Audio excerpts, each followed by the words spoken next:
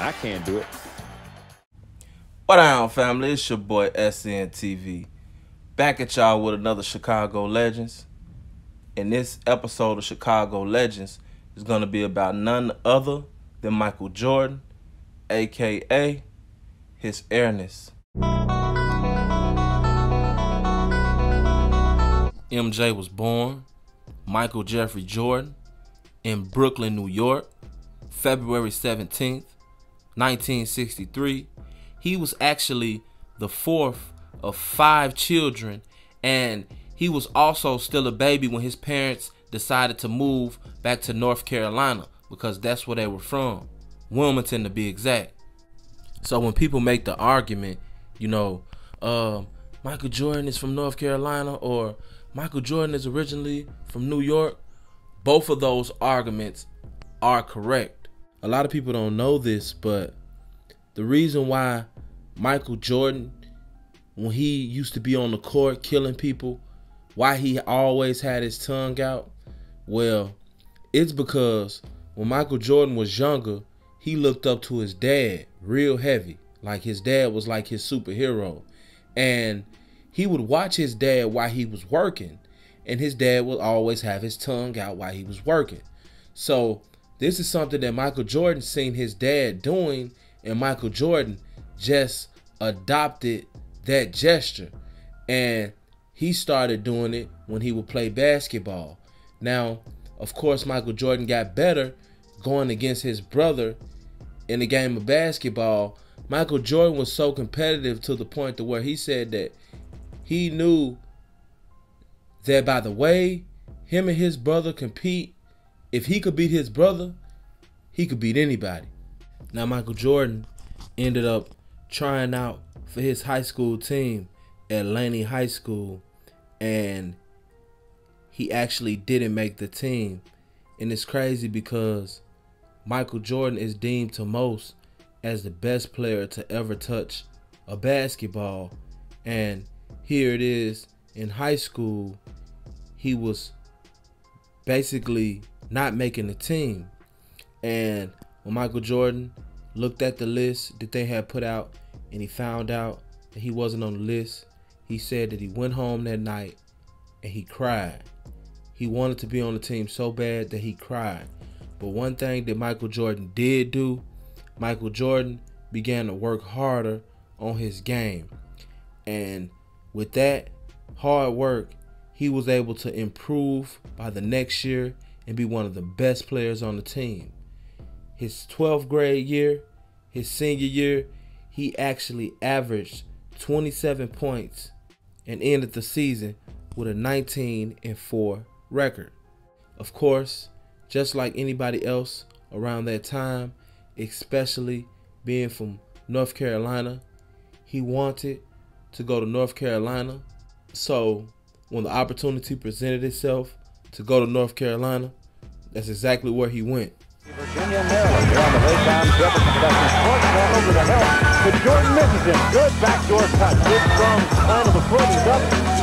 Straight up in the air. And Michael's star power really started to show at North Carolina, and it almost started to show immediately.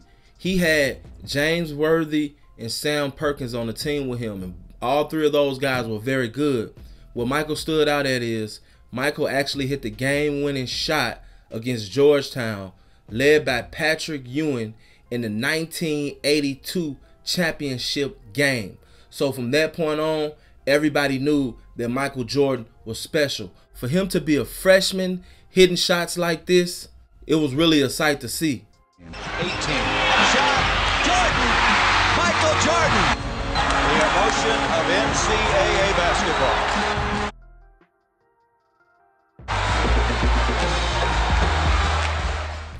After that, Michael Jordan will continue to improve with his game, next year being named the College Player of the Year, and the next year after that, 1984, having a pretty decent season before he was drafted to the NBA. Michael Jordan of the University of North Carolina. So Michael Jordan, who right now is in Bloomington getting ready for the upcoming Olympics, and this man is a can't miss. And whether a guard spot or the forward, at 6'6", 195 pounds. So Michael Jordan came to the league, drafted 3rd overall behind Hakeem Olajuwon and Sam Bowie, averaging 19 points and 2 assists a game, shooting 55%. So Michael Jordan set out to be the best in the league, and that's exactly what he did. His rookie season, he averaged 28 points, shooting 51%, and helped a team that won only 35% of its games the year before become a playoff contender.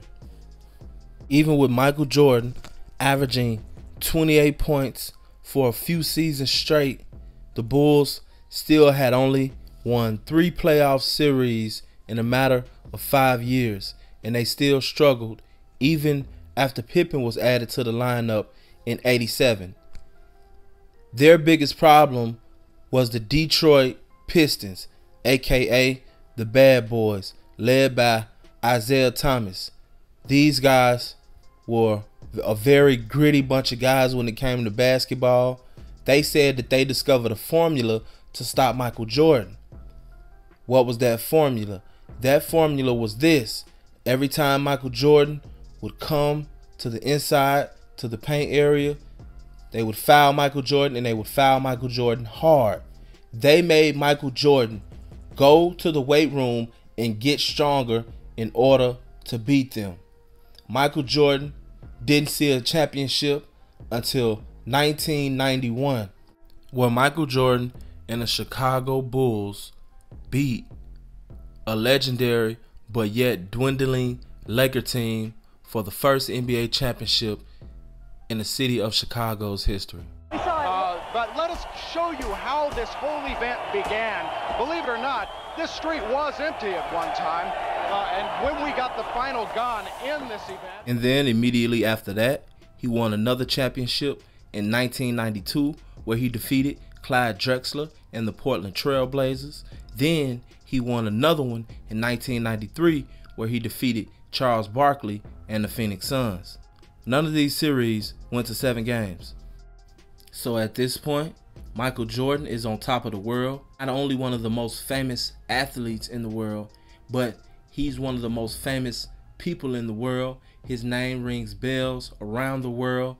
His shoes are doing better than ever. And then this happens. North Carolina state investigator described the murder of James Jordan as something that could have happened to any one of us. But in this case, the shooting victim was the father of Chicago Bulls superstar Michael Jordan. Michael Jordan says he's innocent. James Jordan died in 1993. Andre Green and his friend Larry Demery were both charged with murder. Demery testified Green pulled the trigger, killing Jordan in the car where he'd been sleeping. And of course, you know, I'm pissed to a certain degree because I know that I've been here for 17 years, you know, for something that I like, you know what I'm saying, really didn't have nothing to do with. Green says a new report reveals mistakes at North Carolina's crime lab. The 35-year-old is trying to get his case back in court and has filed a motion on his own. First of all, you have them withholding potentially exculpatory evidence. The latest development in Green's case hinges on blood evidence. Back in 1996, an investigator testified she found a small amount of blood in the passenger seat of Jordan's car. But the latest report reveals the crime lab only found indications of blood during an initial test, and 4 follow-up tests were inconclusive. Green's case is one of nearly 200 under review. Other mistakes at the lab have led authorities to call for a criminal investigation. You know, already see me walking out of these doors, and that's what's, you know, inspired me and kept me going. So this is just something else that pretty much confirms that I'm on the right, path. Green says he was not present when Jordan died, but has admitted he helped dispose of the body. He's also admitted to using Jordan's car and taking his jewelry. Son Michael Jordan has declined to comment. Michael Jordan's father ends up being took from him in July of 1993, and after this, Jordan completely backs away from basketball and he begins to play baseball. Now, a lot of people say, and a lot of people in Chicago right now to this day believe that Michael Jordan's father was took from him because of a gambling debt that he had with the mob. I definitely, you know, don't believe that. I have heard that he was supposed to miss a shot, you know, in the playoffs, and they came for his father because of that. I don't believe that. You know, I just believe, you know, they may have seen Jordan's father. They may have recognized him because he was Jordan's father, and Jordan had took pictures with him. And, you know, they tried to rob the guy, and it went bad. And, you know, that's how it ended up happening. Rest in peace, James Jordan. The real reason why Jordan said that he wanted to try out baseball because his father always wanted him to actually play baseball. His father liked basketball too, but his dream was to see Michael Jordan play baseball. So that's what Michael Jordan did, and he played in the minor leagues. So the next year in 1994, the Bulls, even though Jordan has retired and gone to play baseball, have a wonderful season at 55-27, and they ended up losing to a tough Patrick Ewing and the Knicks 3-4 in the Eastern Conference semifinals. Now, a lot of us Jordan fans don't like to talk about this, but there's a lot of people that think that Jordan sat out for a full 2 years. Jordan only sat out like a year and a half. He came back like towards the end of the 95 season, which, you know, they went to the semifinals and they lost to Penny Hardaway, Shaquille O'Neal, and Orlando Magic. Jordan then came back after developing team chemistry with Scottie Pippen and Dennis Rodman and won the next 3 years straight, 96, 97, and 98. So after that legendary 98 season where he shook Brian Russell, almost made him fall, stepped back, and shot the jumper for the game winner. To the post. Malone stripped by Michael. Stolen by MJ. Bulls down 1. 17 seconds from Game 7 or from championship number 6. Michael against Russell. 12 seconds. 11. 10. Jordan a drive. Hangs. Fires. Yes! Scores! He scores! The Bulls lead 87-86 with 5 2/10 left. Oh my goodness. He's unbelievable. Michael Jordan finally retired, only to come back in the year 2000 and buy some stock with the Washington Wizards, only to join the team in 2001 and play with the Washington Wizards from 2001 to 2003. Jordan is legendary. He has a multi-billion-dollar company with his name on it in Jordan. He has worked with R. Kelly in the Space Jam. He is one of the only guys that you know. I think he may be the only guy that's ever been an owner and a player at the same time. Fun facts about Jordan. Jordan once had a triple-double 10 out of 11 games. Jordan also once wore the number 12 because his jersey was stolen out of the locker room in a game against the Orlando Magic in which he put up 49 points. Jordan also punched Steve Kerr in the eye because Steve Kerr wasn't playing the way Jordan wanted him to play. Phil put Steve Kerr opposite of me, but he was giving Steve all the calls. Before I knew it, I hauled off and just whacked him right in the eye. Michael Jordan also has a phobia for large bodies of water, and many people don't know this either, that Michael Jordan donated to the victims of Hurricane Florence that happened near the Carolinas that caused the death of 33 people. Michael Jordan, on and off the court, is a very good example. A lot of people may say that Michael Jordan had a perfect career, and I would agree. A lot of people try to compare LeBron James to Michael Jordan, but myself personally, I wouldn't care if LeBron James won 12 championships.